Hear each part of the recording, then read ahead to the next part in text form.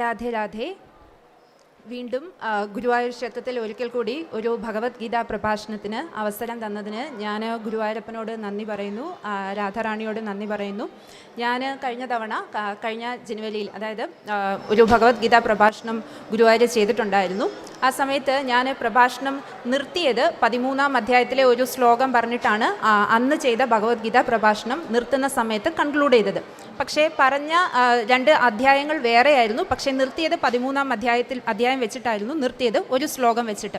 അതിനുശേഷം ഞാൻ ഭഗവത്ഗീതയുടെ 13-ാം അധ്യായമായ പ്രകൃതി പുരുഷൻ ക്ഷേത്രജ്ഞൻ വേറെ 2 ക്ഷേത്രങ്ങളിൽ പറയാൻ വേണ്ടിയിട്ട് പ്രിപ്പയർ ചെയ്ത് വെച്ചതാണ്. പക്ഷേ ആ ക്ഷേത്രത്തിൽ എന്തുകൊണ്ടോ ഈ ചാപ്റ്റർ കുറച്ച് വലുതായതുകൊണ്ട് ഞാനത് എടുത്തില്ല. അത് കഴിഞ്ഞ് 2ാമത്തെ പ്രാവശ്യം അത് നവരാത്രിയുടെ ഒരു പ്രഭാഷണമായിരുന്നു. അപ്പം ഞാൻ രാധാറാണിയെക്കുറിച്ചാണ് പറഞ്ഞത്. അന്നും അത് നടന്നില്ല. അപ്പോൾ എനിക്ക് തോന്നി ഈ 13-ാം അധ്യായം എന്തുകൊണ്ടാണ് 2 ക്ഷേത്രത്തിലും പറയാൻ സാധിക്കാതെ വന്നത്.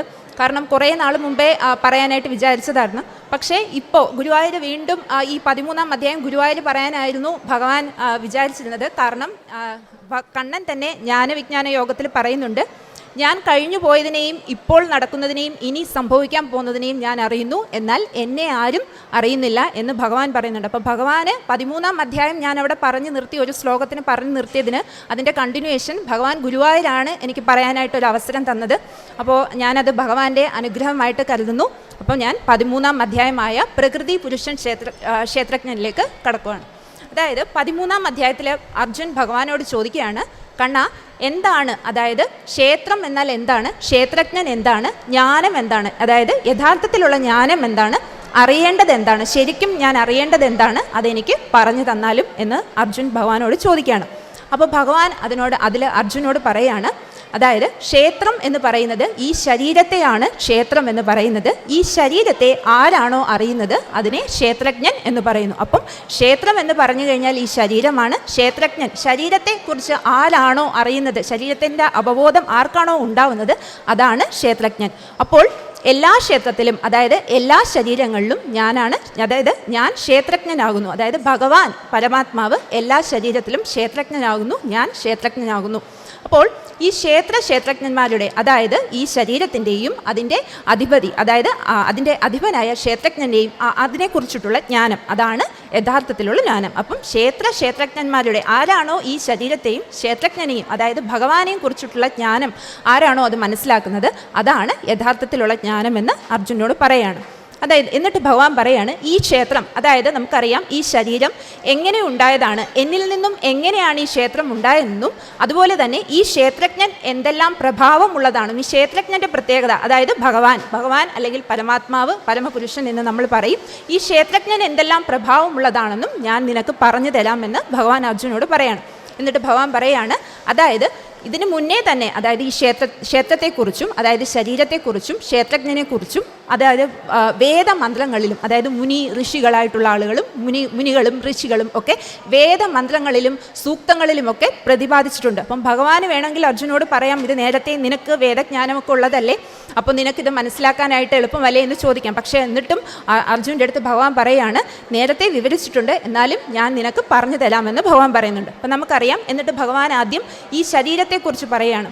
എങ്ങനെയാണ് ഈ ശരീരം, അല്ലെങ്കിൽ എങ്ങനെയാണ് ഈ ശരീരം ക്ഷേത്രജ്ഞനിൽ നിന്ന് അല്ലെങ്കിൽ ഭഗവാനിൽ നിന്ന് എങ്ങനെയാണ് ഈ ശരീരം ഉണ്ടായതെന്ന് അർജുന് പറഞ്ഞു കൊടുക്കണം.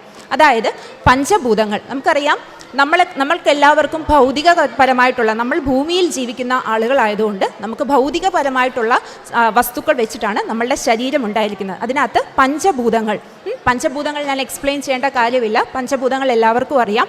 അതുപോലെ പഞ്ചഭൂതങ്ങളും മനസ്സ്, ബുദ്ധി, അഹങ്കാരം. മനസ്സ് എന്ന് പറയുമ്പോൾ നമുക്ക് തോന്നും ഈ മനസ്സ്, ബുദ്ധി എന്നൊക്കെ പറഞ്ഞു കഴിഞ്ഞാൽ അത് നമ്മളുടെ ആണ് എന്ന് പറയും, അതല്ലേ, നമ്മളിൽ നിന്ന് എന്തെങ്കിലും ഒരു കഴിവ് അല്ലെങ്കിൽ നമ്മളുടെ ഒരു കോൺട്രിബ്യൂഷൻ അതിനകത്തുണ്ട് എന്നാണ് തുച്ഛരായിട്ടുള്ള മനുഷ്യരായിട്ടുള്ള നമ്മളുടെ വിചാരം. പക്ഷേ മനസ്സ്, ബുദ്ധി, അഹങ്കാരം എന്ന് പറഞ്ഞാൽ ഞാനെന്ന ഭാവം, ഇതൊക്കെ വരുന്നത് പ്രകൃതിയിൽ നിന്നാണ് വരുന്നത്. അപ്പോൾ മനസ്സ്, ബുദ്ധി, അഹങ്കാരം ഇതൊക്കെ പ്രകൃതിയിൽ നിന്നാണ് വരുന്നത്. പഞ്ചഭൂതങ്ങളുണ്ട്, അതുപോലെ ഇന്ദ്രിയങ്ങളുണ്ട്. നമുക്കറിയാം എല്ലാ ശരീരത്തിലും ഇന്ദ്രിയങ്ങളുണ്ട്, ഇന്ദ്രിയ ഗുണങ്ങളുണ്ട്. അപ്പോൾ ശരീരത്തെ ഉണ്ടാക്കിയിരിക്കുന്ന, അല്ലെങ്കിൽ ശരീരം എന്താണെന്ന് ഭഗവാൻ എക്സ്പ്ലെയിൻ ചെയ്യാണ്. അപ്പോൾ മനസ്സ്, ബുദ്ധി, അഹങ്കാരം, ഇന്ദ്രിയങ്ങൾ, ഇന്ദ്രിയ ഗുണങ്ങൾ, അതുപോലെ ശരീരത്തിന് പ്രതികരണങ്ങളുണ്ട്, അല്ലേ. നമുക്ക് അതായത് ജീവനുള്ള ശരീരത്തിൻ്റെ പ്രതികരണങ്ങൾ എന്തൊക്കെയാണ്? സുഖം, ദുഃഖം, അതുപോലെ വിശ്വാസ പ്രമാണം. നമുക്ക് എല്ലാവർക്കും ഓരോ വിശ്വാസമുണ്ട്. അതുപോലെ പിന്നെന്താണുള്ളത്? അതായത് ചേതന, സമഷ്ടി. ചേതന എന്നിവിടെ ഉദ്ദേശിക്കുന്നത് കോൺഷ്യസ്നെസ് ആണ്. അതായത് നമുക്കുള്ള ബോധമണ്ഡലം എന്ന് നമ്മൾ പറയും. എല്ലാ ശരീരികളായിട്ടുള്ള മനുഷ്യർക്കും ഒരു ബോധമണ്ഡലം ഉണ്ടാകും. അതുപോലെ സമഷ്ടി. സമഷ്ടി എന്ന് പറഞ്ഞു കഴിഞ്ഞാൽ മൊത്തത്തിലുള്ള ഒരു അവയർനെസ്സിനെ, ഫുൾനെസ്, ടോട്ടാലിറ്റി എന്നൊക്കെ പറയും. അതിനെയാണ് സമഷ്ടി എന്ന് പറയുന്നത്. അപ്പോൾ സുഖം, ദുഃഖം എന്നുള്ള പ്രതികരണങ്ങളുണ്ട് ശരീരത്തിന്. അതായത് നമുക്ക് സന്തോഷകരമായിട്ടുള്ളൊരു വാർത്ത കേട്ട് കഴിഞ്ഞാൽ അപ്പോൾ നമുക്ക് ഒരു സുഖം തോന്നും. അതുപോലെ ദുഃഖകരമായിട്ടുള്ള വാർത്ത കേട്ട് കഴിഞ്ഞാൽ ദുഃഖം തോന്നും. അപ്പോൾ അങ്ങനെ ശരീരങ്ങൾ ഇങ്ങനെയുള്ള പ്രതികരണങ്ങൾ ഉൾപ്പെടെയാണ് ശരീരം ഉണ്ടായിരിക്കുന്നത്. ഭഗവാനിൽ നിന്നും ഇങ്ങനെയാണ് ശരീരം ഉണ്ടായിരിക്കുന്നത്. എന്നിട്ട് ഭഗവാൻ പറയാണ്, ഈ ശരീരികളായിട്ടുള്ള ആളുകളിൽ തന്നെ ജ്ഞാനിയുമുണ്ട്, അജ്ഞാനിയുമുണ്ട്. ഇനി എങ്ങനെയാണ് ജ്ഞാനിയും അജ്ഞാനിയും ഈ ക്ഷേത്രം, അതായത് ശരീരത്തിൽ ഇരിക്കുന്ന ജീവാത്മാവ് കുടികൊള്ളുന്ന ശരീരത്തിൽ എങ്ങനെയാണ് നമ്മൾ ജ്ഞാനിയും അജ്ഞാനിയും മനസ്സിലാക്കുന്നത് എന്ന് ഭഗവാൻ പറയാണ്.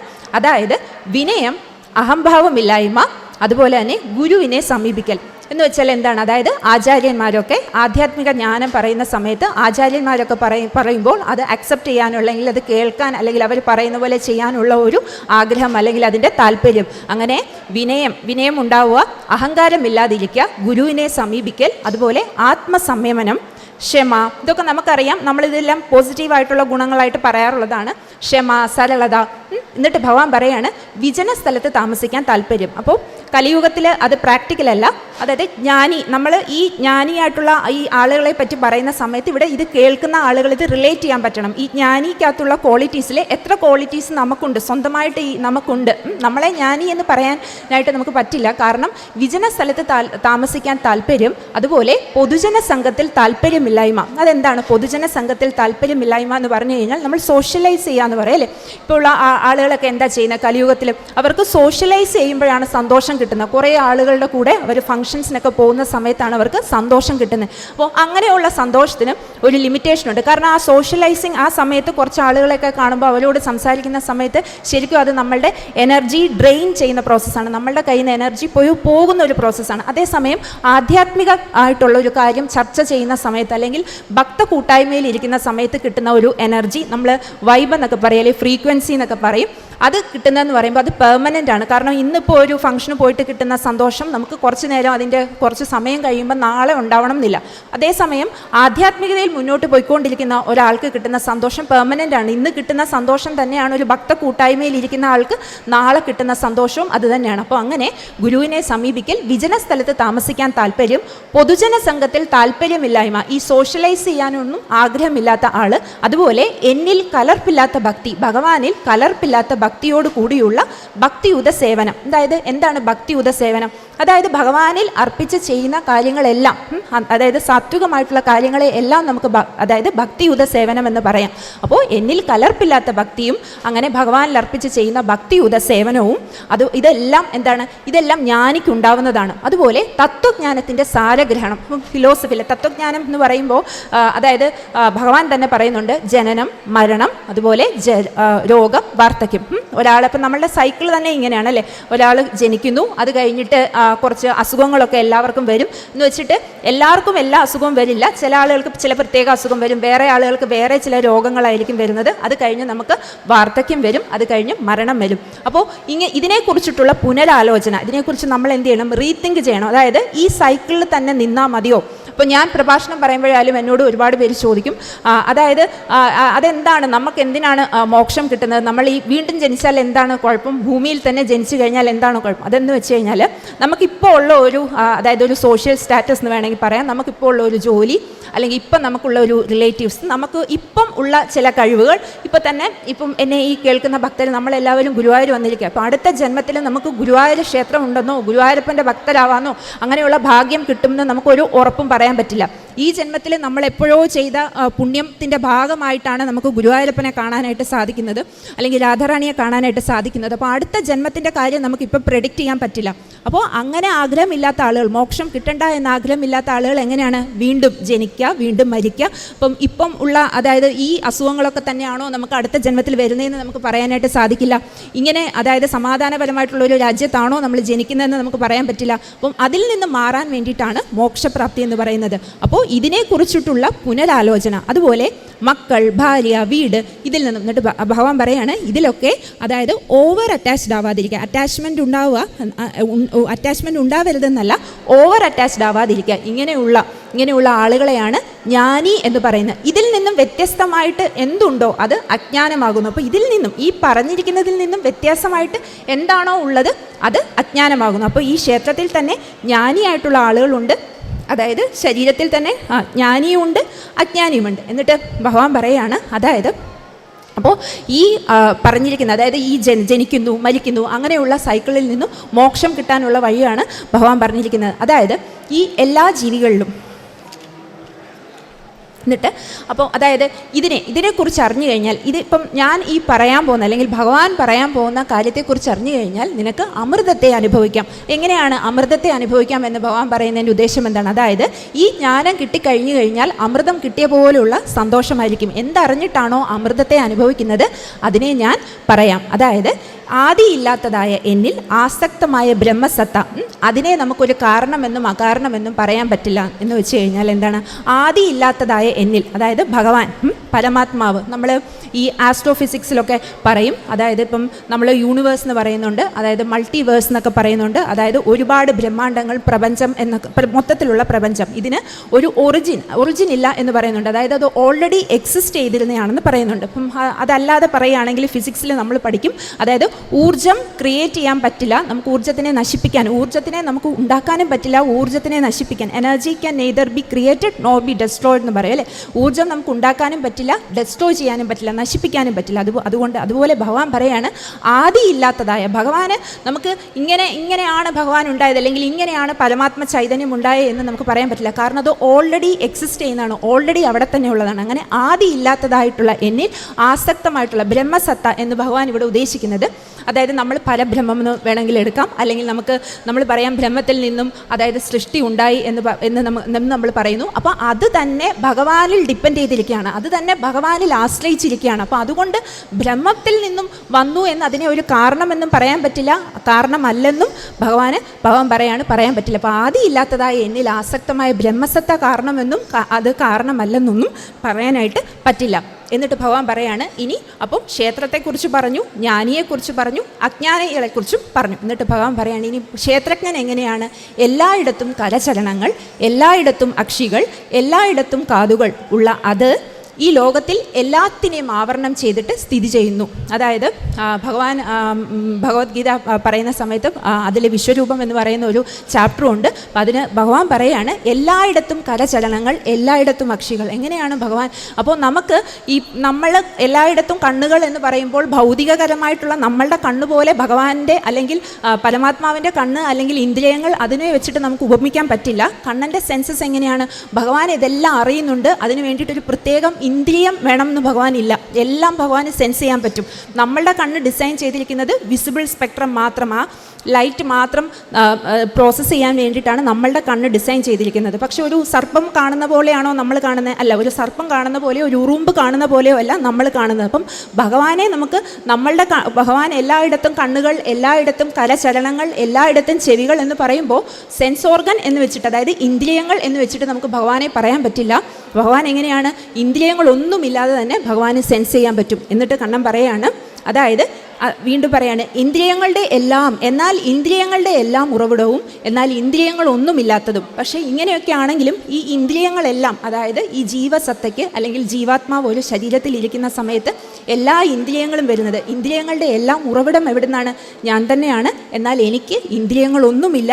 അതുപോലെ തന്നെ എല്ലാ ഗുണങ്ങളുടെയും ഭോക്താവ്, അതായത് നമുക്കറിയാം രജോ ഗുണമുണ്ട്, തമോ ഗുണമുണ്ട്, സാത്വിക ഗുണമുണ്ട്. അപ്പം ഈ ഗുണങ്ങളെല്ലാം പ്രകൃതിയിൽ നിന്ന് വരുന്നതാണ്. അപ്പോൾ ഈ ഗുണങ്ങളെല്ലാം ചെയ്യുന്ന സമയത്ത് അത് അനുഭവിക്കുന്നതും ആരാണ്? ഭഗവാനാണ്. എന്നാൽ ഒന്നിനോടും ശക്തിയില്ലാത്തതും. ഭഗവാൻ ഇതിനോടൊന്നും ഒരു അറ്റാച്ച്മെൻറ്റും ഇല്ല, താല്പര്യവും ഇല്ല. നമ്മൾ നിർഗുണ പരമാത്മാവെന്ന് പറയും. എന്നാൽ ഇന്ദ്രിയങ്ങളെല്ലാം വരുന്നത് എവിടെ നിന്നാണ്? ഭഗവാനിൽ നിന്നാണ്. എന്നിട്ട് ഭഗവാൻ പറയാണ് അത് സൃഷ്ടിയുടെ അന്തർഭാഗത്തും ബഹിർഭാഗത്തും ഉണ്ടായിരിക്കുന്നു. അതും അതുപോലെ ചലവും അചലവുമായതിലുമുണ്ട്. എങ്ങനെയാണ് സൃഷ്ടിയുടെ അന്തർഭാഗത്തിൽ എങ്ങനെയാണ് പരമാത്മ ചൈതന്യം, അതായത് ജീവാത്മാവിനോടൊപ്പം പരമാത്മാവായിട്ടിരുന്നിട്ട് സൃഷ്ടിയുടെ അന്തർഭാഗത്തും സൃഷ്ടിയുടെ ബഹിർഭാഗത്ത് എങ്ങനെയാണുള്ളത്? ഞാൻ നേരത്തെ പറഞ്ഞു, ഓരോ ശരീരം അല്ലെങ്കിൽ ക്ഷേത്രം ഉണ്ടായിരിക്കുന്നതെന്ന് ഭഗവാൻ പറയുന്നുണ്ട്. പഞ്ചഭൂതങ്ങളും ബാക്കി കാര്യങ്ങളൊക്കെ പറയുന്നുണ്ട്. അത് വരുന്നത് എവിടെ നിന്നാണ്? പ്രകൃതി ശക്തിയിൽ നിന്നാണ്. പ്രകൃതി ശക്തി എന്താണ്? പ്രകൃതി ശക്തി എന്ന് പറയുന്നത് രാധാറാണിയാണ്. രാധാറാണിയിൽ നിന്നാണ് ഈ പ്രകൃതിയുടെ എല്ലാ ശക്തിയും വരുന്നത്, രാധാറാണിയിൽ നിന്നാണ്. അപ്പോൾ എല്ലാ ഭക്തരും കേട്ടിട്ടുണ്ടായിരിക്കും പരമാത്മാവും പ്രകൃതിയും അവർ രണ്ടുപേരും എന്താണ്? അവർ രണ്ടുപേരും ഒന്നാണ്. അതെങ്ങനെയാണ്? ഞാൻ ഒരു ഉദാഹരണം പറയാം. അതായത് നമ്മൾ അഗ്നിയിൽ എങ്ങനെയാണ്?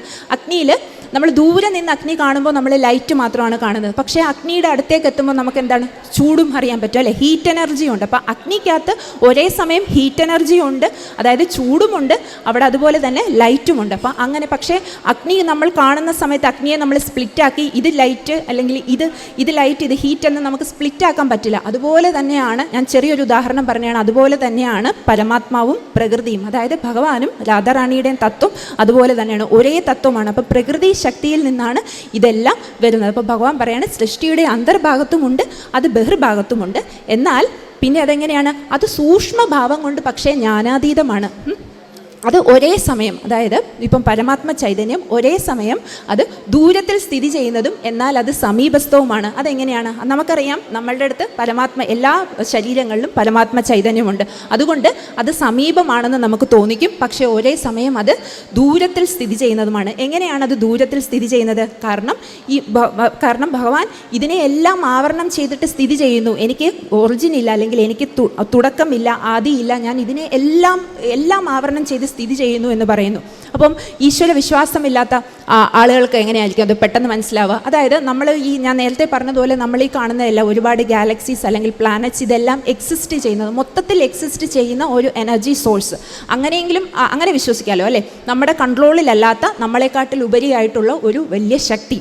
അപ്പോൾ ആ ശക്തിയെക്കുറിച്ചിട്ടുള്ള ഡെഫിനിഷനാണ് നമ്മൾ പറയുന്നത്. അപ്പോൾ അതിനകത്ത് ആസ്ട്രോഫിസിക്സ് വരുന്നുണ്ട്, കുറച്ച് ഫിസിക്സ് വരുന്നുണ്ട്, പിന്നെ ബയോളജി വരുന്നുണ്ട്. അപ്പോൾ അങ്ങനെ ഭഗവാൻ എങ്ങനെയാണ്? അതായത് ഒരേ സമയം ദൂരത്ത് സ്ഥിതി ചെയ്യുന്നതും അതുപോലെ തന്നെ സമീപസ്ഥവുമാണ്. പക്ഷേ സൂക്ഷ്മഭാവമാണ്. നമുക്ക് ആത്മാവിനെ നമ്മൾ കണ്ടിട്ടില്ല. അതുപോലെ സൂക്ഷ്മഭാവം കൊണ്ട് അത് ജ്ഞാനത്തിന് അതീതമാണ്. നമ്മളുടെ ഭൗതിക ബുദ്ധിക്ക് മനസ്സിലാക്കുന്നതിനെക്കാട്ടിലും മുകളിലാണ്. കാരണം സൂക്ഷ്മഭാവം കൊണ്ട് അത് ജ്ഞാനാതീതമാണ്. എന്നിട്ട് ഭഗവാൻ പറയാണ്, കാരണം അതായത് മനുഷ്യബുദ്ധിയിൽ നോക്കുമ്പോൾ നമ്മൾ പറയും എല്ലാ ജീവികളിലും എന്താണ്? പരമാത്മ ചൈതന്യമുണ്ടെന്ന് പറയും. അപ്പോൾ എല്ലാ ജീവികളിലും ഉള്ളതുകൊണ്ട് അത് നമുക്ക് തോന്നും അത് ജീവികളിൽ അത് വിഭക്തമെന്ന് തോന്നും. നമുക്ക് തോന്നും ഓക്കെ, അതായത് ജീവാത്മാവിനോടൊപ്പം ഒരു ശരീരത്തിൽ പരമാത്മാവ് വീണ്ടും, അപ്പോൾ അങ്ങനെ വിഭജിക്കപ്പെടുന്നതാണ് എന്ന് നമുക്ക് തോന്നും. പക്ഷേ അത് വിഭക്തമല്ല, എല്ലായിടത്തും ഒരുപോലെയുള്ള ഒരു ശക്തിയാണ്. അപ്പോൾ അതിനെ സ്പ്ലിറ്റ് ചെയ്യാതിരിക്കാനായിട്ട് പറ്റില്ല. അപ്പോൾ അത് എവിടെയാണ് ഇരിക്കുന്നത്? എല്ലാ ജീവികളുടെയും ഹൃദയത്തിൽ ജ്ഞാനമായി അറിയേണ്ടതായിട്ട് അതിരിക്കുന്നു. അത് തമസ്സിന് അതീതവും എല്ലാ പ്രകാശകിരണങ്ങളുടെയും ഉത്ഭവസ്ഥാനമാണെന്ന് ഭഗവാൻ പറയുന്നുണ്ട്. അതായത് ഞാൻ നേരത്തെ പറഞ്ഞ പോലെ ഒരു എനർജി ആയിട്ട് കൺസിഡർ ചെയ്യുവാണെങ്കിൽ തമസ്സെന്ന് പറയുമ്പോൾ നമുക്ക് വേണമെങ്കിൽ അജ്ഞത എന്ന് പറയാം, അല്ലെങ്കിൽ ഇരുട്ട് എന്ന് പറയാം. ഇതിനൊക്കെ അതീതമാണ് ആ ശക്തി. എന്നാൽ എല്ലാ പ്രകാശകിരണങ്ങളുടെയും ഉത്ഭവസ്ഥാനമാണ് ഈ പരമാത്മ ചൈതന്യം. എല്ലാ പ്രകാശകിരണങ്ങളുടെയും ഉത്ഭവസ്ഥാനവുമാണ്. അപ്പം അങ്ങനെ എന്നിട്ട് ഭഗവാൻ അർജുനോട് പറയാണ്, ഇപ്രകാരം ഞാൻ നിനക്ക് ക്ഷേത്രം എന്താണെന്നും ക്ഷേത്രജ്ഞൻ എന്താണെന്നും ഞാൻ നിനക്ക് വിവരിച്ചു തന്നു. അപ്പം ഈ ജ്ഞാനം കിട്ടുന്ന എൻ്റെ ഭക്തൻ ആരാണോ, ഏത് ഭക്തനാണോ ഇതിനെക്കുറിച്ച് വ്യത്യസ്തമായിട്ട് അറിയുന്നത്, ആ ഭക്തൻ എൻ്റെ ഭാവത്തിനായിട്ട്, മദ്ഭാവത്തിനായിട്ട് യോഗ്യനായി തീരുന്നു. എന്താണ് ഭഗവാന്റെ ഭാവം? ഭഗവാന്റെ ഭാവം എന്ന് പറയുന്നത് നിർഗുണ പരമാത്മാവ്. നമ്മൾ നേരത്തെ പറഞ്ഞതുപോലെ ഇന്ദ്രിയങ്ങളെല്ലാം ഉണ്ടായിട്ടും എന്നാൽ ഒന്നിനോടും ശക്തിയില്ലാത്തതും, എന്നാൽ ഇന്ദ്രിയങ്ങൾ ഒന്നുമില്ല, ഭഗവാൻ ഇന്ദ്രിയങ്ങളൊന്നുമില്ല, പക്ഷേ ഇന്ദ്രിയങ്ങളെല്ലാം ഉറവിട സ്ഥാനവുമാണ്. അപ്പം ഈ ഒരു ജ്ഞാനം അറിയുന്ന ഭക്തൻ എൻ്റെ ഭാവം, അതായത് എന്നെ പോലുള്ള നിർഗുണ പരമാത്മാവ് എന്ന് പറയുന്ന പോലെ നിർഗുണമായിട്ടിരിക്കാനായിട്ട് സാധിക്കും. എൻ്റെ ഭക്തനും അങ്ങനെ ഇരിക്കാനായിട്ട് സാധിക്കും. എന്നിട്ട് പിന്നീട് എന്താണ് വരുന്നത്? പിന്നീട് ഭഗവാൻ പ്രകൃതിയെ പറ്റിയാണ് പറയുന്നത്. അതായത് പരമപുരുഷനും പ്രകൃതിയും ആദി ഇല്ലാത്തവരാണെന്ന് മനസ്സിലാക്കുക. അതായത് ഭഗവാനിൽ നിന്ന് തന്നെയാണ് പ്രകൃതി ശക്തി വരുന്നത്. അപ്പോൾ അവർക്ക് രണ്ടു പേർക്കും ഒറിജിൻ ഇല്ല. അപ്പം അതായത് പരമപുരുഷനും പ്രകൃതി എന്ന് പറയുമ്പോൾ ഞാൻ പറഞ്ഞു രാധാറാണി, അപ്പോൾ ഇവർ രണ്ടുപേരും എന്താണ്? ആദി ഇല്ലാത്തവരാണെന്ന് നീ മനസ്സിലാക്കുക. അപ്പോൾ ഭൗതിക പ്രകൃതി, അപ്പോൾ എന്താണ് നമ്മൾ ഈ പ്രകൃതി എന്ന് പറയുമ്പോൾ ഭൗതിക പ്രകൃതിയിൽ നിന്നാണ് പ്രകൃതി ഗുണങ്ങളെല്ലാം വരുന്നത്. ഞാൻ നേരത്തെ പറഞ്ഞ പോലെ ജീവാത്മാവ് ഒരു ശരീരത്തിൽ ഇരിക്കുന്ന സമയത്ത് നമ്മൾക്ക് ഓരോരുത്തർക്കും ഓരോ ഗുണമുണ്ട്. നമ്മൾ നല്ല ഒരു കാര്യം ചെയ്യുവാണെങ്കിൽ, അതായത് ഫലമൊന്നും ഇച്ഛിക്കാതെ നല്ലൊരു കാര്യം ചെയ്യുവാണെങ്കിൽ അവിടെ സാത്വിക ഗുണം വന്നു. നമ്മൾ ഫലം ഇച്ഛയോടുകൂടി ഒരു നല്ല കാര്യം ചെയ്യുകയാണെങ്കിൽ അവിടെ രജോ ഗുണം വന്നു. അതുപോലെ മറ്റുള്ളവർക്ക് ദ്രോഹം ചെയ്യുക, അല്ലെങ്കിൽ നമുക്കും മറ്റുള്ളവർക്കും ദ്രോഹം സംഭവിക്കുന്ന രീതിയിൽ ഒരു കാര്യം ചെയ്യുവാണെങ്കിൽ തമോ ഗുണം വന്നു. അപ്പോൾ അങ്ങനെ ഈ വരുന്ന ഈ ഭൗതിക പ്രകൃതിയിൽ നിന്നാണ് ഈ ഗുണങ്ങളെല്ലാം വരുന്നത്, ഭൗതിക പ്രകൃതിയിൽ നിന്നാണ്. അതുകൊണ്ട് എന്താണ്, ഭൗതിക പ്രകൃതി ഇരിക്കുന്നത് കൊണ്ടാണ് കാര്യം കാരണം എന്നിവയ്ക്ക് ഒരു കാര്യവും കാരണവും സംഭവിക്കാനായിട്ടുള്ള റീസൺ ഭൗതിക പ്രകൃതിയാണെന്ന് പറയുന്നു. അതെന്താണ്, അതായത് നമുക്കറിയാം ഭൗതിക പ്രകൃതി, നമ്മുടെ ഭൂമിയിൽ ഒരു ഉദാഹരണം മഴ പെയ്യുന്നു എന്ന് വെച്ചോളൂ. അപ്പോൾ മഴ പെയ്യുക എന്ന് പറയുന്ന ഒരു കാര്യം ആയിട്ട് നമ്മൾ കൺസിഡർ ചെയ്യാം. മഴ പെയ്യും. അപ്പോൾ മഴ പെയ്യാനുള്ള റീസൺ എന്താണ് നമ്മൾ പഠിച്ചിട്ടുണ്ട്. അതായത് വാട്ടർ വേപ്പേഴ്സ് ചെന്ന് അവരുടെ ഡെൻസിറ്റി കൂടിയിട്ട് കണ്ടൻസ് ചെയ്തിട്ട് മഴ പെയ്യുന്നു. അപ്പോൾ അങ്ങനെയുള്ള ഒരു കാര്യം, അതായത് മഴ പെയ്യാനുള്ള ഒരു റീസൺ എന്താണ്, ഇത്രയും കാര്യങ്ങൾ സംഭവിക്കുന്നതുകൊണ്ടാണ് മഴ പെയ്യുന്നത്. അപ്പോൾ കാര്യം കാരണവും ഉണ്ടാവുന്നത് എന്തുകൊണ്ടാണ്, ഭൗതിക പ്രകൃതി ഇങ്ങനെ നിൽക്കുന്നത് കൊണ്ടാണ്. ഇപ്പം എന്നാൽ ചന്ദ്രനിൽ മഴ പെയ്യുന്നുണ്ടോ? ഇല്ല, അവിടെ ഭൗതിക പ്രകൃതിയല്ല. പ്രകൃതി ശക്തി എല്ലായിടത്തും ഉണ്ട്, പക്ഷേ അവിടെ ഭൗതിക പ്രകൃതിയല്ല. ഭൗതിക പ്രകൃതി ഉള്ള സ്ഥലത്ത് എന്താണ്, ഈ കാര്യവും കാരണവും ഉണ്ടാവുന്നതിൻ്റെ റീസൺ തന്നെ ഭൗതിക പ്രകൃതിയാണ്. അതുപോലെ ഭഗവാൻ പറയാണ്, എന്നാൽ ജീവസത്ത, ജീവനുള്ള വസ്തുക്കൾ, അതായത് നമ്മൾ എല്ലാവരും ജീവസത്ത ഉള്ളതുകൊണ്ട് എന്ത് സംഭവിക്കുന്നു, സുഖദുഃഖങ്ങളുടെ ഭോക്തത്തിന് കാരണമാകുന്നു. അതായത് ജീവൻ ഉള്ളതുകൊണ്ടാണ് നമുക്ക് തോന്നുന്നത്, അതായത് ഞാൻ നേരത്തെ പറഞ്ഞതുപോലെ നല്ലൊരു കാര്യം നടക്കുമ്പോൾ നമുക്ക് സന്തോഷവും, അതുപോലെ ദുഃഖകരമായിട്ടുള്ള നമുക്ക് സങ്കടം തോന്നുന്നൊരു കാര്യം നടക്കുമ്പോൾ ദുഃഖവും വരുന്നത്. അപ്പോൾ ജീവസത്ത കാരണം എന്തിന് കാരണമാകുന്നു, സുഖം ദുഃഖം, സുഖം ദുഃഖം, അത് അനുഭവിക്കാൻ വേണ്ടിയിട്ടുള്ള റീസൺ ഈ ജീവൻ ഉള്ളതുകൊണ്ട്. ജീവൻ പോയ ഒരാൾക്ക് സുഖം എന്താണ് ദുഃഖം എന്താണെന്ന് അറിയാൻ പറ്റില്ല, അല്ലേ? ജീവൻ ഇല്ലാത്തൊരു വസ്തുവിന് സുഖം എന്താണ് ദുഃഖം എന്താണെന്ന് മനസ്സിലാക്കാനായിട്ട് പറ്റത്തില്ല. അപ്പം അങ്ങനെ പറയുകയാണ്, അങ്ങനെ ഈ ജീവാത്മാവ് പ്രകൃതിയിൽ തന്നെ ഇരുന്നിട്ട്, അതായത് നമ്മളെല്ലാവരും ഈ പ്രകൃതിയിൽ തന്നെ ഇരുന്നിട്ട് ഈ ഗുണങ്ങളെല്ലാം ചെയ്തുകൊണ്ട്, ചിലപ്പോൾ നമ്മൾ നല്ലത് ചെയ്യും, ചിലപ്പോൾ നമ്മൾ എന്തെങ്കിലും തെറ്റ് ചെയ്യും, അങ്ങനെ ചെയ്ത് ഇതിൻ്റെ ഗുണസംഘം കാരണമാകുന്നു. അതായത് ഒരുപാട് ജന്മങ്ങളിൽ ഇതിൻ്റെ ഗുണസംഘം കാരണമാകുന്നു. അപ്പം വീണ്ടും ഞാൻ ഈ പ്രഭാഷണം പറയുന്ന സമയത്തൊക്കെ ചില ആളുകൾ ചോദിക്കും, ഭഗവാൻ എത്ര ദുഷ്ടനാണ്, ചെറിയ കുഞ്ഞുങ്ങൾക്കൊക്കെ അസുഖമൊക്കെ വരുമല്ലോ, അവർ ജനിക്കുന്ന സമയത്ത് തന്നെ കുഞ്ഞുങ്ങൾക്ക് അസുഖമൊക്കെ വരുമല്ലോ, അപ്പം ദൈവമല്ലേ ശിക്ഷ കൊടുക്കുന്നത്, ദൈവം എത്ര, അത് അവരുടെ അറിവില്ലായ്മ കൊണ്ടാണ് അങ്ങനെ പറയുന്നത്. പ്രകൃതിക്ക് പ്രകൃതിയുടേതായിട്ടുള്ള ഒരു റൂളുണ്ട്. അപ്പോൾ ഞാൻ പറഞ്ഞ പോലെ ഈ പ്രകൃതി ഗുണങ്ങളുടെ ഇതിൽ നമ്മൾ എന്ത് ചെയ്യുന്നു എന്നനുസരിച്ചിട്ടിരിക്കും നമുക്ക് കിട്ടുന്ന റിസൾട്ട്. അപ്പോൾ എന്തുകൊണ്ടായിരിക്കും ചെറിയ കുഞ്ഞ് ജനിക്കുമ്പോൾ തന്നെ എന്തെങ്കിലും ഒരു ബുദ്ധിമുട്ട് ആ കുഞ്ഞിനുണ്ടാവുന്നത്? കാരണം ഏതെങ്കിലും ജന്മങ്ങളിൽ ഭഗവാൻ പറയുന്നുണ്ട് ഗുണസംഘം, ഇതിങ്ങനെ ആഡ് ചെയ്ത് വരികയാണ്. അതായത് ഗുണം ദോഷം ആഡ് ചെയ്ത് വരികയാണ്. അങ്ങനെ ഒരുപാട് ജന്മങ്ങൾ എടുത്തിട്ടാണ് ഇത് ആഡ് ചെയ്ത് വരുന്നത്. അപ്പോൾ ആ ജന്മത്തിന് എന്തെങ്കിലും ബാക്കിയായിട്ടുണ്ടെങ്കിൽ നമ്മളിപ്പോൾ ഇവിടെ ഇരിക്കില്ല. നമുക്ക് കഴിഞ്ഞ ജന്മത്തിൽ തന്നെ എല്ലാം ബാലൻസ് എല്ലാം കഴിഞ്ഞിട്ടുണ്ടെങ്കിൽ, ഒരു ബാലൻസും ഇല്ലെങ്കിൽ പിന്നെ ഈ ജന്മത്തിൽ ബാക്കി ചെയ്യാനായിട്ട് ഒന്നുമില്ലെങ്കിൽ ഈ ജന്മത്തിൽ നമുക്ക് ഇവിടെ നമ്മൾ ജനിക്കേണ്ട വരില്ല, നമ്മൾക്ക് മോക്ഷം കിട്ടി പോയി കഴിഞ്ഞിരിക്കും. പക്ഷേ അതുകൊണ്ട് അങ്ങനെ ഭഗവാൻ പറയുകയാണ്, എല്ലാ ഇങ്ങനെ ഗുണങ്ങളെല്ലാം വരുന്നത് ഇതെല്ലാം ആഡ് ഓൺ ചെയ്ത് ഓരോരോ ജന്മങ്ങളിലാണ് ഇത് വരുന്നത്, ഇതിൻ്റെ ബാലൻസ് ആയിട്ട് വരുന്നത്. അങ്ങനെ ജീവസത്ത. അപ്പോൾ കാരണം അതെന്തുകൊണ്ടാണ് അങ്ങനെ വരുന്നത്? കാരണം ഈ നമ്മളുടെ ഇരിക്കുന്ന ഈ നേരത്തെ ഞാൻ പറഞ്ഞ ഈ ക്ഷേത്രം, അതായത് ശരീരം ഇരിക്കുന്നതിനകത്ത് ഏറ്റവും കൺട്രോൾ ഉള്ളത് ആർക്കാണ്? ക്ഷേത്രജ്ഞനാണ്. നമുക്ക് തോന്നും നമ്മളാണ് ഇതെല്ലാം കൺട്രോൾ ചെയ്യുന്നത്. കാരണം ഞാൻ നേരത്തെ പറഞ്ഞ പോലെ മനസ്സ്, ബുദ്ധി, അഹങ്കാരം ഇതുവരെയും എവിടെ നിന്നാണ് വരുന്നത്? പ്രകൃതിയുടെ ഭാഗമായിട്ടാണ് മനസ്സ് തന്നെ വരുന്നത്. അപ്പോൾ ഈ എല്ലാ ജീവൻ ഇരിക്കുന്ന, എല്ലാ ജീവാത്മാക്കൾ ഇരിക്കുന്ന, അതായത് ശരീരത്തിലും ഇതിൻ്റെ ഉപദേഷ്ടാവ്, ഇതിൻ്റെ അനുമന്താവ്, അതായത് ഇതെല്ലാം അനുവദിച്ചു കൊടുക്കുന്നത്, അല്ലെ, നമുക്ക് നടക്കാൻ പറ്റുന്നുണ്ട്, നമ്മൾക്ക് കേൾക്കാൻ പറ്റുന്നുണ്ട്, ഇതെല്ലാം ഭഗവാന്റെ അനുവാദമില്ലാതെ, അല്ലെങ്കിൽ ഇതിൻ്റെ എല്ലാം ഉപദേഷ്ടാവ്, അതായത് ഇങ്ങനെ നമ്മൾ ചെയ്യുന്നു, നമ്മൾ വിചാരിക്കുന്ന പോലെ ചെയ്യാനൊക്കെ സാധിക്കുന്നു. അപ്പോൾ ഇതെല്ലാം നടത്തിക്കുന്നത്, ഇല്ലെങ്കിൽ ഇതിൻ്റെ സുപ്രീം കൺട്രോളർ എന്ന് പറയുന്നത് ഭഗവാനാണ്. അപ്പോൾ എല്ലാ ശരീരത്തിലും ഇതിൻ്റെ ഉപദേഷ്ടാവും ഇതിനെ അനുവദിച്ചു കൊടുക്കുന്നതും എല്ലാം ഞാനാവുന്നു. അപ്പോൾ എപ്പോഴാണോ ഒരു ജീവാത്മാവ്, അതായത് ഒരു ക്ഷേത്രം അല്ലെങ്കിൽ ജീവാത്മാവ് ഇരിക്കുന്ന ഒരു ശരീരം എപ്പോഴാണോ ജീവസത്തയെയും, അതായത് ഈ ജീവസത്ത വേറെയും പ്രകൃതി ഗുണങ്ങൾ വേറെയുമാണ്, അതായത് ഗുണങ്ങളെല്ലാം പ്രകൃതിയിൽ നിന്നുണ്ടായതാണെന്ന് എപ്പോഴാണോ ഇത് മനസ്സിലാക്കാൻ കഴിയുന്നത്, അപ്പോൾ ആ ആത്മാവിന് എന്താണ്? മോക്ഷപ്രാപ്തി നേടാനായിട്ട് അർഹനായിട്ട് തീരുന്നു. അപ്പോഴാണ് ആ ആത്മാവിന് മോക്ഷപ്രാപ്തി കിട്ടുന്നത്. എന്നിട്ട് ഭഗവാൻ പറയാണ്, അതായത് ചില ആളുകൾ എങ്ങനെയാണ് നമുക്ക് പരമാത്മ ചൈതന്യമുണ്ട് അല്ലെങ്കിൽ പരമാത്മാവ് ഇങ്ങനെയാണ് എന്നൊക്കെ മനസ്സിലാവുന്നത് എങ്ങനെയാണ്? അതായത് ഭഗവാൻ തന്നെ പറയാണ്, ചില ആളുകൾ അതായത് ധ്യാനം കൊണ്ട് അതായത് ധ്യാന വിദ്യകളൊക്കെ അറിയാവുന്ന ആളുകൾ ധ്യാനം കൊണ്ട് പരമാത്മാവിനെ മനസ്സിലാക്കുന്നു.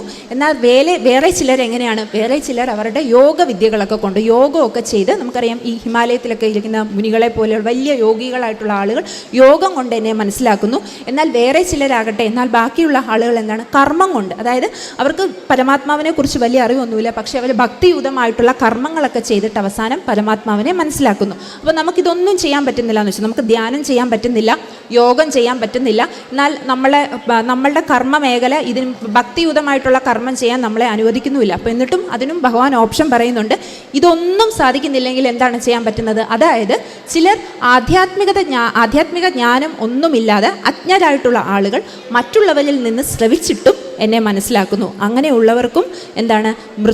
അങ്ങനെയുള്ളവരും മൃത്യുവിനെ തരണം ചെയ്യുക തന്നെ ചെയ്യും. അപ്പോൾ ഇനി ഇതിൽ നിന്ന് മനസ്സിലാക്കുന്ന ആളുകൾക്ക്, ഇനി ഇതൊന്നും പറ്റാത്ത ആളുകൾ എങ്ങനെയാണ്? ആചാര്യന്മാർ പറയുന്നതിൽ നിന്നും ആധ്യാത്മിക ജ്ഞാനം കിട്ടി പതുക്കെ പരമാത്മാവിന് ഇങ്ങനെ ഒരു ശക്തിയുണ്ട്, പരമാത്മാവ് ഇങ്ങനെയൊക്കെയാണ് എന്ന് മനസ്സിലാക്കുന്നു.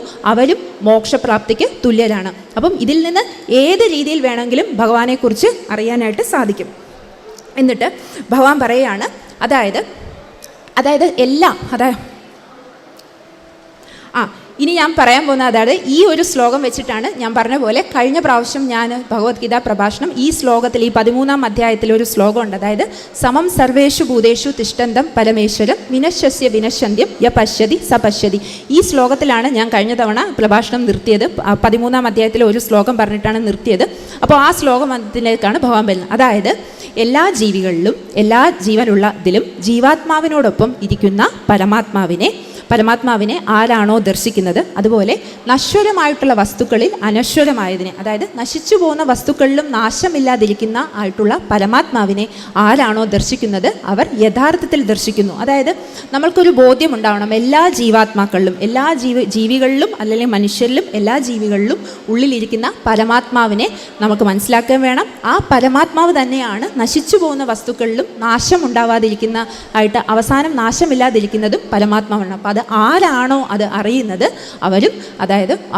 അവരാണ് യഥാർത്ഥത്തിൽ ദർശിക്കുന്നതെന്ന് ഭഗവാൻ പറയുന്നുണ്ട്. അപ്പോൾ അതാണ് ഈ ശ്ലോകത്തിൻ്റെ അർത്ഥം. എന്നിട്ട് ഭഗവാൻ പറയുകയാണ്, എല്ലാ ദിക്കിലും ഭഗവാനെ, അതായത് ഈശ്വര ചൈതന്യത്തെ എല്ലാ ദിക്കിലും ആർക്കാണോ, ഏത് ഭക്തനാണോ ഈശ്വര ചൈതന്യത്തെ എല്ലാ ദിക്കിലും ഒരുപോലെ കാണാൻ സാധിക്കുന്നത്. അപ്പം അതിനൊരു ഉദാഹരണം പറയാം. ഇപ്പം നമ്മൾ ഗുരുവായൂർ ക്ഷേത്രത്തിലായാലും വേറെ ക്ഷേത്രത്തിലായാലും ചില ഭക്തരൊക്കെ ഉണ്ടല്ലോ, അവർ ക്യൂവിൽ ബാക്കി ഉള്ള ആളുകളെയൊക്കെ ഇങ്ങനെ തള്ളി മാറ്റിയിട്ടാണ് ഗുരുവായൂരപ്പനെ കാണാൻ പോകുന്നത്. പക്ഷെ ഭഗവാൻ പറയുകയാണ്, ആരാണോ എല്ലാ ദിക്കിലും ഒരുപോലെ എന്നെ കാണാൻ ആർക്കാണോ സാധിക്കുന്നത്, ഈശ്വര ചൈതന്യത്തെ ഒരുപോലെ. കാരണം അവരെ ഈ തള്ളി മാറ്റി പോയിക്കൊണ്ടിരിക്കുമ്പോൾ അടുത്ത് നിൽക്കുന്ന ഭക്തൻ ചിലപ്പോൾ ഭഗവാന്റെ അത്രയും ഫേവറേറ്റ് ആയിട്ടുള്ള ഭക്തനായിരിക്കും, ഭഗവാൻ അത്രയും പ്രിയപ്പെട്ട ഭക്തരെ ആയിരിക്കും ഇവർ തള്ളി മാറ്റിയിട്ട് ഗുരുവായൂരപ്പനെ കാണാനായിട്ട് പോകുന്നത്. അപ്പോൾ ഭഗവാൻ പറയുകയാണ്, അതായത് എല്ലാ ദിക്കിലും ഒരുപോലെ ഭഗവാനെ ആർക്കാണോ ദർശിക്കാൻ കഴിയുന്നത് അങ്ങനെയുള്ള ഭക്തൻ അജ്ഞാനം കൊണ്ട് ആത്മാവിനെ അവർ അധപ്പതിക്കുന്നില്ല എന്ന്. കാരണം നമ്മളുടേതായിട്ടുള്ള കർമ്മം കൊണ്ട്, ആത്മാവെന്ന് വെച്ച് കഴിഞ്ഞാൽ നിർഗുണമായിട്ടുള്ള ഒരു കാര്യമാണ് ആത്മാവ്. അപ്പം നമ്മളുടേതായിട്ടുള്ള ഒരു കർമ്മം നമ്മൾ ഇന്ന ഒരു കർമ്മം ചെയ്തുകൊണ്ട് അവർ ആത്മാവിനെ കൂടി ആത്മാവിന് എങ്ങനെയാണ് അധപ്പതനം വരുന്നത്? കാരണം വേറൊരു ശരീരം നമുക്ക് ഇതിൽ നിന്നും താഴെ ബോധമണ്ഡലം, അതായത് ആധ്യാത്മിക ജ്ഞാനമൊന്നുമില്ലാതെ ബോധമണ്ഡലം കുറഞ്ഞ ഒരു ശരീരം കിട്ടുമ്പോൾ ആത്മാവിന് തന്നെ വരുന്ന അധപ്പതനമാണ്. അപ്പം അങ്ങനെയുള്ള ഭക്തർ, അപ്പം അങ്ങനെ എല്ലാ ദിക്കിലും ഒരുപോലെ ഭഗവാനെ കാണാൻ സാധിക്കുന്ന ആൾക്കാർ ഈ ആത്മാവിനെ അവർ കളങ്കപ്പെടുത്തുന്നില്ല എന്ന് പറയുന്നു. കാരണം എന്താണ്? ആത്മാവ് എപ്പോഴും അകർത്താവാണ്, ആത്മാവ് ഒന്നും ചെയ്യുന്നില്ല. നമ്മൾ പിന്നെ എന്താണ് ചെയ്യുന്നത്? ഗുണങ്ങളെല്ലാം നേരത്തെ ഭഗവാൻ പറഞ്ഞ പോലെ പ്രകൃതിയിൽ നിന്നാണ് വരുന്നതെന്ന് മനസ്സിലാക്കുന്ന ആളും യഥാർത്ഥത്തിൽ പരമാത്മാവിനെ ദർശിക്കുന്നു. അതായത് ആത്മാവ്, ഒരു ശരീരത്തിൽ ഇരിക്കുന്ന ആത്മാവ് ഒന്നും ചെയ്യുന്നില്ല, പക്ഷേ ഈ ഗുണങ്ങളെല്ലാം വരുന്നത് പ്രകൃതിയിൽ നിന്ന് ആണ് വരുന്നതെന്ന് മനസ്സിലാക്കുന്ന ഭക്തനും യഥാർത്ഥത്തിൽ ദർശിക്കുന്നു എന്ന് പറയുന്നു. എന്നിട്ട് ഭഗവാൻ പറയാണ്, അതായത് അങ്ങനെ എപ്പോഴാണോ, അതായത് ഇനി ബ്രഹ്മഭൂതാവസ്ഥ എങ്ങനെയാണ് കൈവരിക്കുന്നത്? എന്താണ് ബ്രഹ്മഭൂതാവസ്ഥ എന്ന് പറയുന്നത്? നമ്മൾ ഒരു ജീവാത്മാവ് ഒരു ശരീരത്തിലിരിക്കുന്നു. അപ്പം നമ്മളെല്ലാം അതായത് ഒരു ജീവാത്മാവിനെ വെച്ചിരിക്കുന്ന ഒരു ശരീരമാണ്. അപ്പോൾ എപ്പോഴാണോ ഈ ശരീരം, ഈ ജീവാത്മാവിരിക്കുന്ന ശരീരം എല്ലാ ജീവികളെയും ഒരുപോലെ കാണാൻ സാധിക്കുന്നത്, അതായത് നമ്മൾ നേരത്തെ പറഞ്ഞ പോലെ എല്ലാ ജീവികളിലും ഒരേ പരമാത്മ ചൈതന്യമാണ്. അപ്പോൾ എപ്പോഴാണോ നമുക്ക് എല്ലാ ജീവികളെയും ഒരേപോലെ ഒരേ ലെവലിൽ തന്നെ കാണാൻ സാധിക്കുന്നത്, അപ്പോഴെന്താണ് അതുപോലെ തന്നെ ഈ വിസ്താരത്തെയും പ്രമാണികരിലൂടെ ദർശിക്കാൻ കഴിയുന്നത്. അപ്പം നമ്മൾ നേരത്തെ പറഞ്ഞു, ഭഗവാൻ പറയുന്നുണ്ട്, ഞാൻ ഇതിനെയെല്ലാം ആവരണം ചെയ്തിട്ട് സ്ഥിതി ചെയ്യുന്നു എന്ന് പറയുന്നു. അപ്പം ഇതെല്ലാം ഉൾക്കൊള്ളുന്ന ശക്തി എന്താണ്? പരമാത്മാവാണ്. അപ്പം എപ്പോഴാണോ എല്ലാ ജീവികളിലും ഇരിക്കുന്ന ഈ പരമാത്മാവിനെയും അതേസമയം തന്നെ ഈ മൊത്തത്തിൽ ഇതിനെയെല്ലാം ഉൾക്കൊണ്ടുകൊണ്ടിരിക്കുന്ന ആ ഒരു പരമാത്മ ചൈതന്യത്തെയും ആ വിസ്താരത്തെയും എപ്പോഴാണോ നമുക്ക് മനസ്സിലാക്കാൻ കഴിയുന്നത്, ഇവിടെ മാത്രമല്ല ഭഗവാൻ ഇങ്ങനെ മൊത്തത്തിലുള്ളതാണെന്നും മനസ്സിലാക്കാൻ കഴിയുന്ന, അപ്പോൾ നമുക്ക് എന്താണ്? ആ ജീവാത്മാവിന് ബ്രഹ്മഭൂതാവസ്ഥ കൈവരിച്ചു എന്ന് പറയുന്നു. അപ്പോഴാണ് ബ്രഹ്മഭൂതാവസ്ഥ കൈവരിക്കുന്നത്. എന്നിട്ട് ഭഗവാൻ പറയാണ്, ആത്മാവ്, അതായത് എങ്ങനെയുള്ള ശരീരത്തിൽ ഇരിക്കുന്നതായാലും ആത്മാവ് മലിനപ്പെടുന്നില്ല, ആത്മാവിനൊരു മാലിന്യം സംഭവിക്കുന്നില്ല. അപ്പം ഇന്ന ആളുടെ ഒരേ ആത്മാവ് എല്ലാ ആത്മാവ് ഇരിക്കുന്ന സ്ഥലങ്ങളിലും ആത്മാവ് എങ്ങനെയാണ്? നിർഗുണമാണ്. ആത്മാവിന് ഒരു ഗുണങ്ങളുമില്ല, ആത്മാവിന് ഒന്നിനോടും ശക്തിയില്ല. പിന്നെ എന്തുകൊണ്ടാണ് ആത്മാവ്? അപ്പം എല്ലാവർക്കും ഒരു ഡൗട്ടാണ്, ആത്മാവ് അതായത് ഗുണങ്ങളൊന്നുമില്ല, നിർഗുണമായിട്ടിരിക്കുന്നതാണ് ആത്മാവ്, പിന്നെ എങ്ങനെയാണ് നമ്മൾ ഭൂമിയിലേക്ക് ജനിക്കുന്നത്? അല്ലെ, അങ്ങനെയാണെങ്കിൽ ഭഗവാന്റെ കൂടെ, പരമാത്മാവിൽ നിന്ന് വന്നതാണെങ്കിൽ ഭഗവാന്റെ കൂടെ ഇരുന്നാൽ പോലെ. അതായത് നമ്മളുടെ ആത്മാവ് പരമാത്മ ചൈതന്യത്തിൽ, നമ്മൾ ഇങ്ങനെ പറയും ഒരു സ്ഫുരണം എന്ന് പറയും, ചെറിയൊരു ലൈറ്റ് റേ പോലെയാണ് ആത്മാവിനെ പല സ്ഥലങ്ങളിലും വിവരിക്കുന്നത്.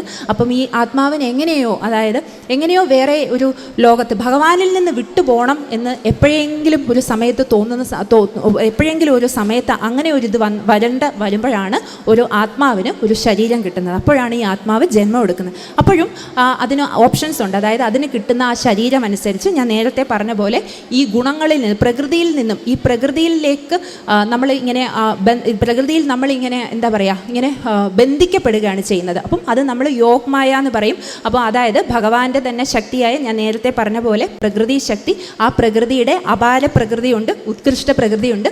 ഉത്കൃഷ്ട പ്രകൃതിയിലാണ് സൃഷ്ടികളെല്ലാം സംഭവിക്കുന്നത്, അപാര പ്രകൃതിയിലാണ് ഞാൻ നേരത്തെ പറഞ്ഞ പോലെ പഞ്ചഭൂതങ്ങളൊക്കെ വരുന്നത്. അപ്പോൾ അതിൻ്റെ ഒരു ഭാഗമാണ് യോഗമായ. അപ്പോൾ ഈ യോഗമായയിലേക്ക് വന്നു കഴിഞ്ഞു കഴിഞ്ഞാൽ പിന്നീട് ഈ ആത്മാവിന് ഭഗവാന്റെ പരമാത്മാവിലേക്ക് എത്താനായിട്ട് ബുദ്ധിമുട്ടായിരിക്കും.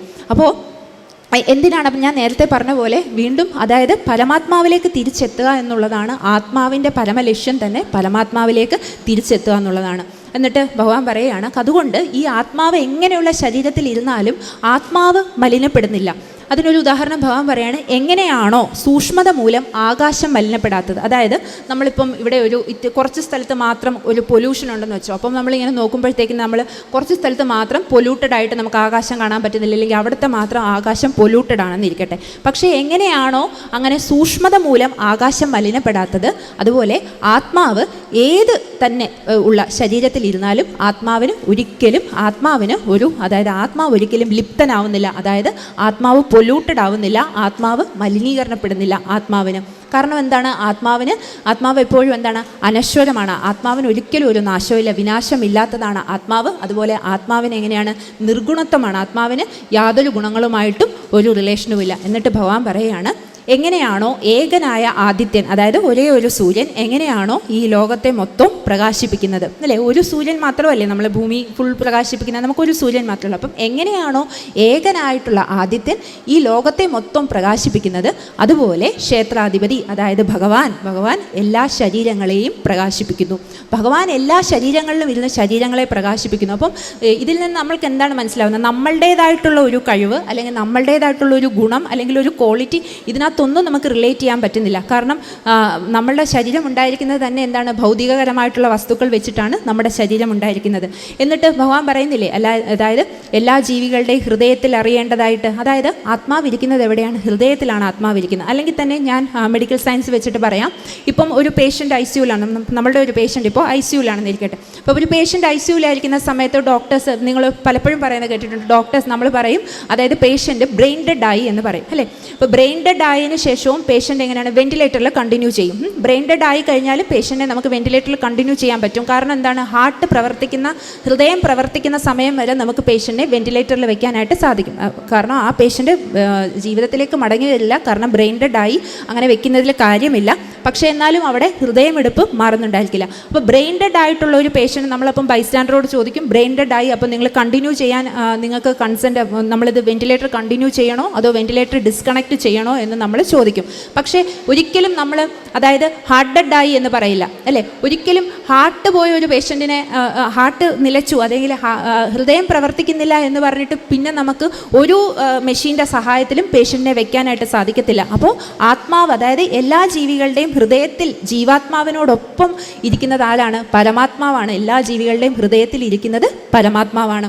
അപ്പോൾ അതിന് ഞാൻ ചെറിയൊരു ഉദാഹരണം പറഞ്ഞതാണ്. അപ്പോൾ ഈ പരമാത്മ ചൈതന്യത്തെ മനസ്സിലാക്കുന്ന ആരാണോ, എന്നിട്ട് ഭഗവാൻ പറയുകയാണ്, ഏത് ഭക്തനാണോ ഈ പരമാത്മ ചൈതന്യത്തെ, അതായത് ക്ഷേത്രം എന്താണെന്ന് മനസ്സിലാക്കുക. ക്ഷേത്രം ഇതിൽ നിന്നും എൻറ്റയർലി ഡിഫറെൻ്റ് ആണ്. ആത്മാവിന് ഇരിക്കാൻ പറ്റുന്ന ഒരു ശരീരം, അത് മാത്രമാണ് ഈ ക്ഷേത്രം. പക്ഷേ ഈ ക്ഷേത്രത്തിനുണ്ടായിരിക്കുന്ന, ഞാൻ നേരത്തെ പറഞ്ഞ പ്രതികരണങ്ങളും ഗുണങ്ങളും എല്ലാം വരുന്നത് എവിടെ നിന്നാണ്? പ്രകൃതിയിൽ നിന്നാണ്.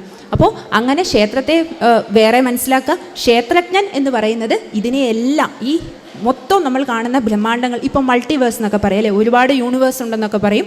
അപ്പോൾ അതിൻ്റെ എല്ലാം സൂപ്പർ കൺട്രോളർ അല്ലെങ്കിൽ ഒറ്റ ഒരു സോഴ്സ് എന്ന് പറയുന്നത് ഭഗവാനാണ്. അപ്പം അതിനെയും അതുപോലെ ജീവസത്തയ്ക്ക്, അതായത് നമ്മൾ ഇരിക്കുന്ന ഈ ശരീരത്തിന് എങ്ങനെയാണോ പ്രകൃതിയിൽ നിന്നിട്ടുള്ള മോക്ഷം, പ്രകൃതി ഗുണങ്ങളിൽ നിന്ന് എപ്പോഴാണോ നമുക്ക് മോക്ഷം കിട്ടുന്നത്, അതിനുള്ള മോക്ഷത്തെയും ആരാണോ അറിയുന്നത്, ആരാണോ ശരിക്കും മനസ്സിലാക്കുന്നത്, അവർക്ക് എന്താണ്, അവർ പരമപദപ്രാപ്തി അവർക്ക് കിട്ടുമെന്ന് പറയും. അവർക്ക് എന്താണ് ഉണ്ടാകുന്നത്? പരമപദപ്രാപ്തിയിലേക്ക് അവരെത്തും.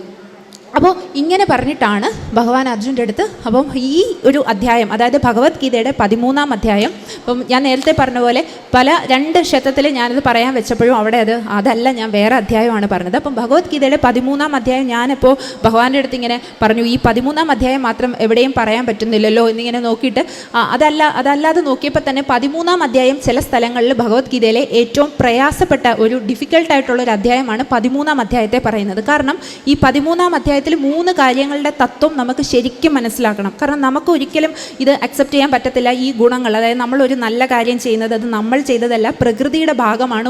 ഗുണങ്ങൾ പ്രദാനം ചെയ്യുക, അല്ലെങ്കിൽ ഇങ്ങനെയുള്ള ഗുണങ്ങളെല്ലാം പ്രകൃതിയിൽ, ഞാൻ നേരത്തെ പറഞ്ഞ യോഗമായയിലുള്ളതാണ് ഇതെല്ലാം എന്ന് മനസ്സിലാക്കാനായിട്ട് ആദ്യം കുറച്ച് പ്രയാസമാണ്. അപ്പോൾ 13-ാം അധ്യായത്തിനെ ഭഗവത്ഗീതയിലെ ചില ആളുകൾ ഭഗവത്ഗീതയിലെ ഏറ്റവും ഡിഫിക്കൽട്ടായിട്ടുള്ള അധ്യായമായിട്ട് 13-ാം അധ്യായത്തിനെ പറയുന്നുണ്ട്. അപ്പോൾ ഞാൻ ഈ ഭഗവത്ഗീതയിലെ 13-ാം അധ്യായം എനിക്ക് മനസ്സിലാവുന്ന പോലെയും എനിക്ക് പറഞ്ഞ് ഫലിപ്പിക്കാൻ പറ്റാവുന്ന പോലെയുമാണ് ഞാൻ പറഞ്ഞിരിക്കുന്നത്. ഇതിനകത്ത് തെറ്റുകളുണ്ടെങ്കിൽ ഭക്തർ എന്നോട് ക്ഷമിക്കുക, ഗുരുവായൂരപ്പൻ എന്നോട് ക്ഷമിക്കുക, രാധാറാണിയോട് എന്നോട് ക്ഷമിക്കുക. അപ്പോൾ എനിക്കിങ്ങനെ ഒരു അവസരം തന്നതിന്, അതായത് ഇത്ര ലേറ്റായിട്ടും ഇവിടെ ഇത്ര ക്ഷമയോടുകൂടി കേട്ടിരിക്കുന്ന ഭക്തർ, ഞാൻ നേരത്തെ പറഞ്ഞ പോലെ ഗുരുവായൂർ ക്ഷേത്രത്തിലൊക്കെ വരുന്ന ഭക്തരുടെ ബോധമണ്ഡലം, അല്ലെങ്കിൽ അവർ ഭക്തിയിൽ ബാക്കിയുള്ളവരെക്കാട്ടിൽ എന്തുകൊണ്ടും മുന്നിൽ നിൽക്കുന്ന ആളുകളാണ് ഗുരുവായൂർ ക്ഷേത്രത്തിൽ ഗുരുവായൂരപ്പൻ്റെ ഭക്തരായിട്ടുള്ള ആളുകൾ. അപ്പോൾ ഇങ്ങനെ ഗുരുവായൂരപ്പൻ്റെ ഭക്തരുടെ അടുത്ത് തന്നെ 13-ാം അധ്യായം ഭഗവാനെ പറ്റി തന്നെ പറയാണ്, ക്ഷേത്രജ്ഞനെക്കുറിച്ച് പറയുന്ന ആ അധ്യായം എനിക്ക് പറയാനായിട്ട് അവസരം തന്നതിനോട് ഞാൻ ഇത് കേട്ടതിന് ഞാൻ ആ ഭക്തരോട് ഞാൻ എൻ്റെ നന്ദി പറയുന്നു. അതുപോലെ ഭഗവാനും രാധാറാണിക്കും ഞാൻ നന്ദി പറയുന്നു. രാധേ രാധേ.